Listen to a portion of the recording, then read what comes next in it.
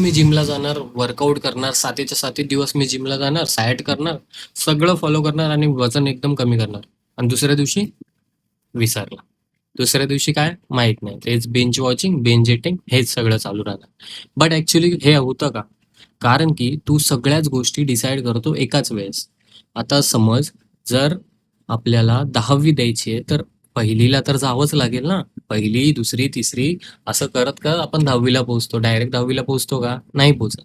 तसंच फिटनेसमध्ये आहे. जर तू कधीच वर्कआउट नाही केलाय, तू डाएट सुद्धा केला नाही, तू बाहेरचं खूप खातोस आणि तू डिसाईड केलं की 7 दिवस जायचंय आणि मी 7च्या 7 दिवस क्लीन इटिंग करेल. पॉसिबल आहे का? नाही. डिसाईड कर की हफ्त्यातून तुला ऍक्च्युअल मध्ये किती टाइम भेटेल. 3 दिवस भेटले, मोर दॅन इनफ. डाएट करायचंय तर पहिले बाहेरचं खाणं सोडून दे. हळूहळू प्रोटीन इंटेक वाढव. हळूहळू तुझ्या ऍक्टिव्हिटीज वाढव. तू जर कुठे फोनवर बोलत असेल तर तू बसून बोलण्याऐवजी चालायला लाव. ह्या सगळ्या हॅबिट्स चेंज कर हळूहळू हळूहळू. पहिलीपासून 10वीचा प्रवास कर. डायरेक्ट 10वीला नको जाऊस, फेल होशील. आय होप तुला यातून काही समजलंय. समजलं असेल तर यूट्यूब आपला चॅनल आहे त्याला सबस्क्राईब कर.